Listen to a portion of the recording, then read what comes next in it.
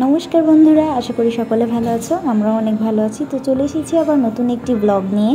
তো এখন আমার সাথে আছে হচ্ছে আমার জাইফামণি, যে নিজের মাথার চেয়েও বড় একটা চশমা পড়ছে।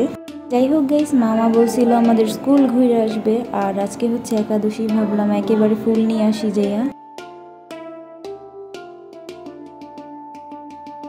এইখানে আমি পাগলের মতো দৌড়াইতেছিলাম, কেন সেটা আমি নিজেও জানি না।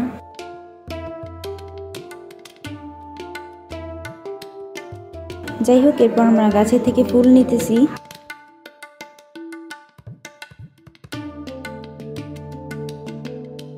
আর এদিকে আমার মামার ক্যামেরাম্যান হওয়ার খুবই ইচ্ছা, তাই সে সব কিছু ক্যামেরায় ভিডিও করতেছিল, আমি জানি না কেন। আর আমার বোনও ভিডিও করতেছিল। তাতে আমার কি গাইস, আমি ব্লগে দেখাইতে পারলেই হয়েছে।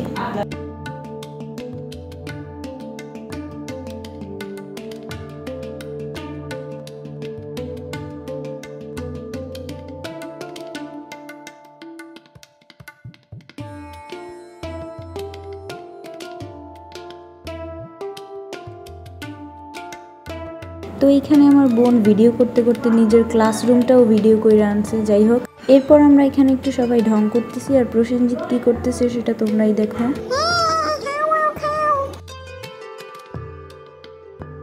এরপর আমি ঘুরতে ঘুরতে পাগল হয়ে গেছিলাম।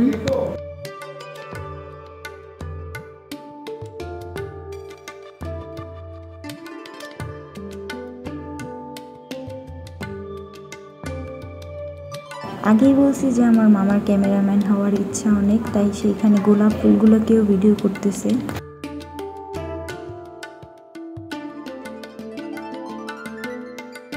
তো এরপর আমি হারমোনিয়াম নিয়ে বসে পড়ছি সবাইকে গান শোনানোর জন্য। আর আমি যে কত ঢং করতেছিলাম সেগুলো আমি ভাবতেছি এখন দেখা দেখা। যাই হোক, এরপর আমার বেহেনাও বসে পড়ছে।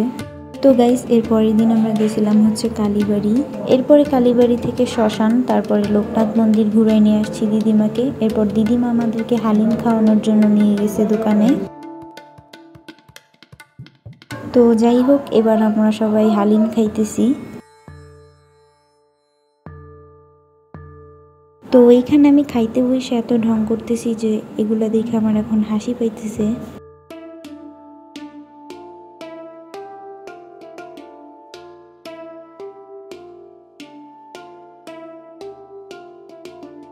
তো যাই হোক গাইস, এর পরের দিন অনেক বৃষ্টি পড়তেছিল।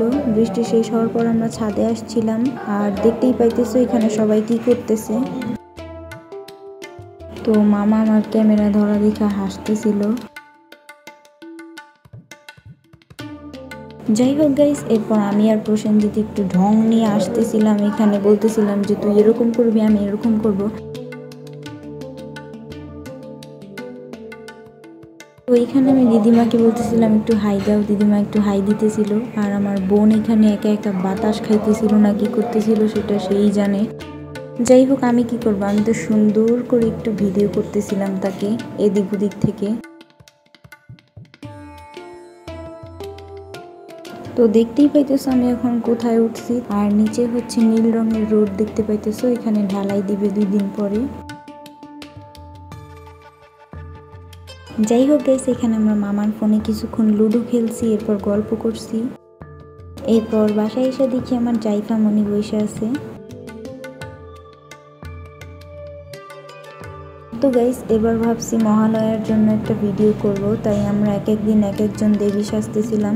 কিন্তু এই দ্বিতীয় দিন অনেক বেশি বৃষ্টি পড়ছে, যেটা তোমরা দেখতেই পাইতেছো। আমরা কিন্তু অনেক কষ্ট করে ভিডিওগুলো করছি। মহালয়ার দিন যদি একটু দেখো তাহলে আমাদের কষ্টটা সার্থক হবে।